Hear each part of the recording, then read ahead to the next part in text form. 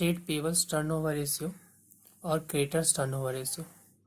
तो आज हम लोग क्रेडिटर्स टर्नओवर रेशियो या फिर ट्रेड पेबल्स टर्नओवर रेशियो के बारे में जानेंगे। क्रेडिटर्स टर्नओवर रेशियो या ट्रेड पेबल्स टर्नओवर रेशियो जो होता है वो नेट क्रेडिट परचेज और एवरेज ट्रेड रिसीवल के बीच का संबंध होता है। तो अभी हम लोग इसको निकालने के लिए सीखेंगे कि कैसे क्रेडिटर्स टर्नओवर रेशियो को कैलकुलेट किया जाता है। तो यहाँ पर एक क्वेश्चन लिया है। क्वेश्चन में सन्ड्री क्रेडिटर 1,50,000 ओपनिंग और 4,50,000 क्लोजिंग दिया हुआ है हमारा। बिल्स पेबल 50,000 ओपनिंग और 1,50,000 क्लोजिंग दिया हुआ है। इसके साथ ही हमारा टोटल परचेज 21 लाख का, परचेज रिटर्न 1 लाख का एंड कैश परचेज 4 लाख का दिया हुआ है। और हमें क्रेडिटर्स टर्नओवर रेशियो के साथ साथ एवरेज डेब्ट पेमेंट पीरियड भी निकालने के लिए बोला गया। तो हम लोग क्रेडिटर्स टर्नओवर रेशियो के साथ साथ एवरेज डेब्ट पेमेंट पीरियड को भी निकालने के लिए सीखेंगे। उसके साथ ही आज हम लोग वर्किंग कैपिटल को भी कैलकुलेट करने के लिए सीखेंगे। तो पहले हम लोग क्रेडिटर्स टर्नओवर रेशियो को निकालने के लिए सीख लेते हैं। तो हम लोग जानते हैं कि trade payable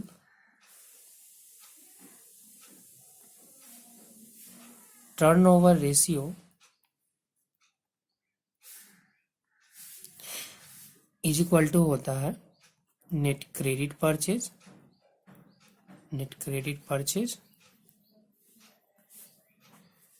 divided by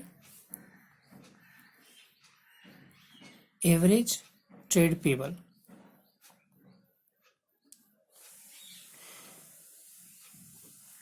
trade payable जो होता है हमारा वो क्रेडिटर और बिल्स पेबल को जोड़ने पर बनता है। तो यहाँ पर हम लोग को एवरेज ट्रेड पेबल निकालने के लिए बोला गया है। इसका मतलब हुआ कि हमें एवरेज क्रेडिटर के साथ साथ हमें एवरेज बिल्स पेबल को भी कैलकुलेट करके लिखना है। साथ ही नेट क्रेडिट परचेज निकालने के लिए बोला गया है। तो पहले हम लोग नेट क्रेडिट परचेज को कैलकुलेट कर लेते हैं। तो नेट क्रेडिट परचेज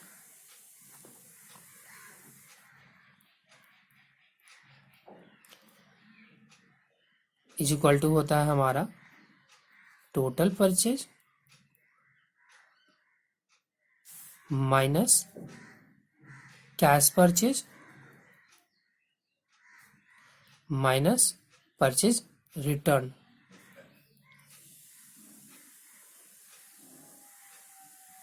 ठीक है। तो जैसा कि क्वेश्चन में दिया हुआ है टोटल परचेज 21 लाख का,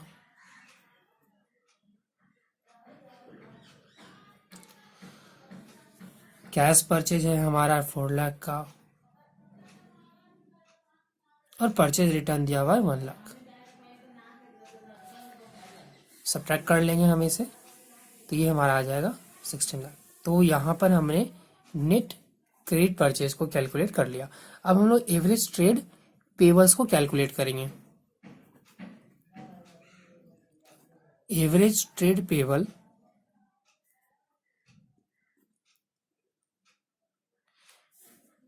इज इक्वल टू होता है हमारा opening creditors and bills receivable plus closing creditors and bills payable. Sorry, यहाँ पर बिल्स पेबल होगा हमारा, बिल्स रिसीवेबल नहीं, डिवाइडेड बाय 2। तो जैसा कि क्वेश्चन में दिया हुआ है ओपनिंग क्रेडिटर है हमारा 1,50,000 का, इसके साथ ही हमारा ओपनिंग बिल्स पेबल है 50,000 प्लस क्लोजिंग क्रेडिटर है हमारा 4,50,000 प्लस बिल्स पेबल है हमारा 1,50,000 divided by 2।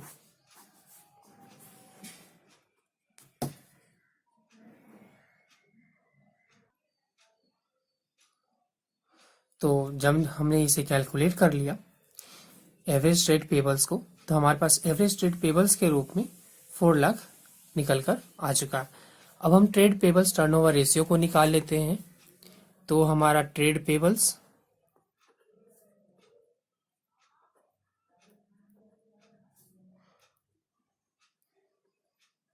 Turnover ratio is equal to हो जाएगा नेट क्रेडिट परचेज, जो कि हमारा है 16 lakh, divided by average trade payable जो कि है हमारा 4 लाख। तो ये हमारा हो जाएगा 4 टाइम्स। बहुत ही आसान था।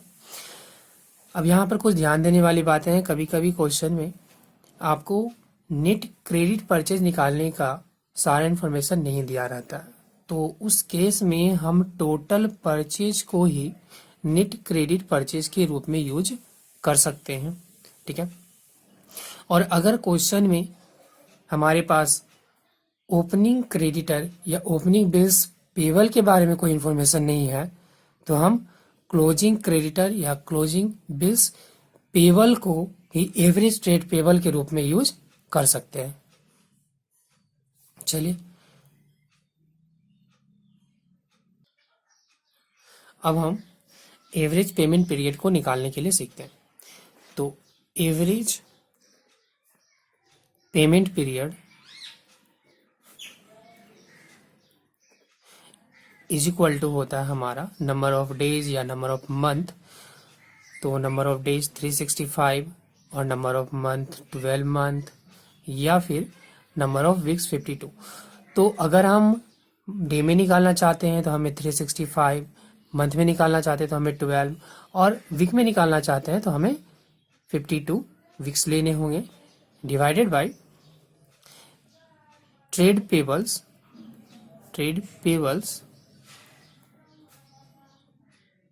Turnover ratio. तो यहाँ पर हमारा टर्नओवर रेशियो 4 टाइम्स आया है। तो जब हम 365 को 4 से डिवाइड दे देंगे तो हमारा एवरेज पेमेंट पीरियड डेज में निकल जाएगा। जब हम 4 से 12 को डिवाइड दे देंगे तो हमारा एवरेज पेमेंट पीरियड मंथ में निकल कर आएगा। और वहीं पर अगर हम 52 को 4 से डिवाइड देंगे तो हमारा एवरेज पेमेंट पीरियड वीक्स में निकल कर आएगा। हम यहाँ पर मंथ में निकाल लेते हैं। तो जैसे ही हम 12 को 4 से डिवाइड देते हैं, ये हमारा 3 मंथ्स निकल करके आ जाता। तो यहाँ पर हमने ट्रेड पेबल्स टर्नओवर रेशियो को निकालने के लिए सीखा, इसके साथ ही हमने एवरेज पेमेंट पीरियड को भी निकालने के लिए सीखा। अब हम वर्किंग कैपिटल टर्नओवर रेशियो को निकालने के लिए सीखेंगे। अभी हम लोग calculation of working capital turnover ratio को सीखेंगे कि हम लोग कैसे वर्किंग कैपिटल टर्नओवर रेशियो को निकालते हैं। इसके लिए भी हम लोग एक क्वेश्चन ही लेंगे। यहाँ पर हमारा एक क्वेश्चन है। इस क्वेश्चन में revenue from operation 5 lakh, revenue from operation को हम लोग सेल्स कहते हैं। ठीक है। Gross profit 25%, trade debtor 1,25,000, stock 90,000, bills receivable 70,000, trade creditors 67,500 and bills payable हमारा 30,000 का दिया हुआ है। और हमें वर्किंग कैपिटल टर्नओवर रेशियो को निकालने के लिए बोला गया। तो जैसा कि हम लोग जानते हैं कि working capital turnover ratio is equal to होता है हमारा नेट सेल और revenue from operation divided by working capital.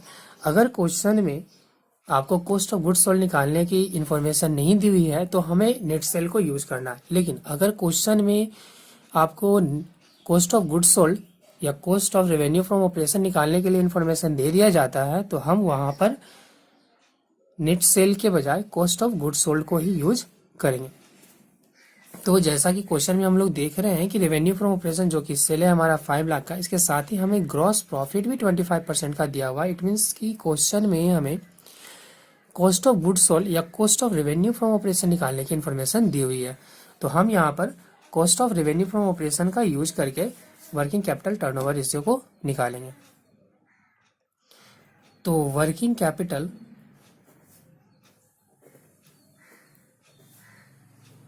Turnover ratio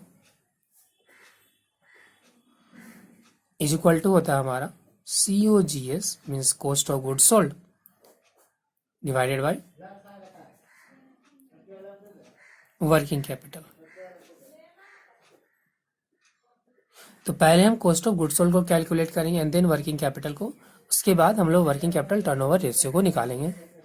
तो COGS के लिए हम लोग फॉर्मूला जानते हैं, COGS इज इक्वल टू होता है हमारा net cell minus gross profit.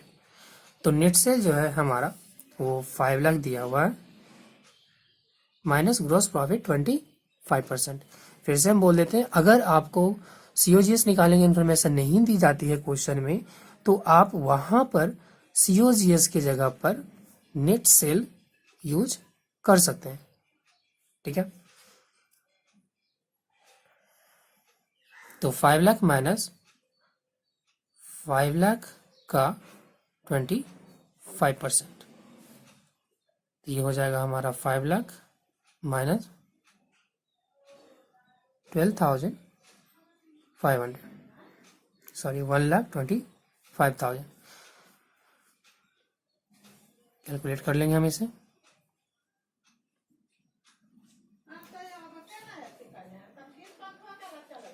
$3,75,000। तो हमारे पास COGS के रूप में 3,75,000 निकल कर आ चुका है। अब हमें वर्किंग कैपिटल निकालना है। तो वर्किंग कैपिटल को निकालने के लिए होता है formula net current assets minus net current liability. यहाँ पर हमें सिर्फ करंट एसेट्स और करंट लायबिलिटी को ही यूज करना है, ना कि फिक्स एसेट्स या फिर लॉन्ग टर्म एसेट्स और लॉन्ग टर्म लायबिलिटी को यूज करना है हमें। तो current assets is equal to आपका होगा डेटर, जो कि दिया हुआ है हमारा debtor plus stock plus bills receivable. तो यहाँ पर हमारा डेटर जो है वो 1,25,000 दिया हुआ है plus stock 90,000 and bills receivable 70,000।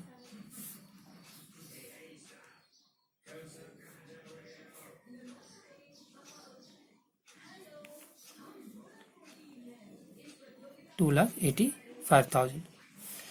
तो हमारे पास करंट एसेट्स निकल कर आ गया। अब हम करंट लायबिलिटी को निकाल लेते हैं।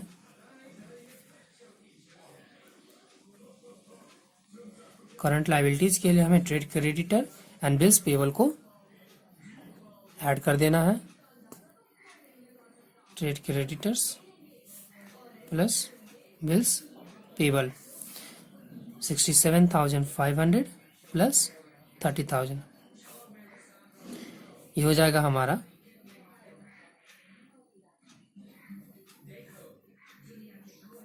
97,500।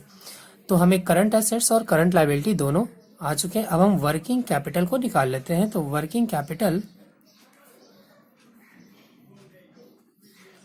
इज इक्वल टू होता है आपका current assets minus current liability. अब इसे कैलकुलेट करेंगे। करंट एसेट्स 2,85,000 था हमारे पास और ये था हमारा 97,500। तो जब हम करंट एसेट्स में से करंट लायबिलिटी के अमाउंट को घटा देंगे तो ये हमें 1,87,500 के रूप में मिल जाएगा। तो यहाँ पर हमने वर्किंग कैपिटल को कैलकुलेट कर लिया है। अब हमें वर्किंग कैपिटल टर्नओवर रेशियो को निकालना है। तो जैसा कि हम लोग जानते हैं working capital turnover ratio is equal to होता है हमारा COGS, जो कि हमने निकाला था 3,75,000। तो यहाँ पर हम 3,75,000 को लेंगे and divided by working capital, जो कि हमारा आया था 1,87,500। अब हम जैसे ही कैलकुलेट कर लेंगे तो ये हमें 2 टाइम्स के रूप में वर्किंग कैपिटल मिल जाएगा।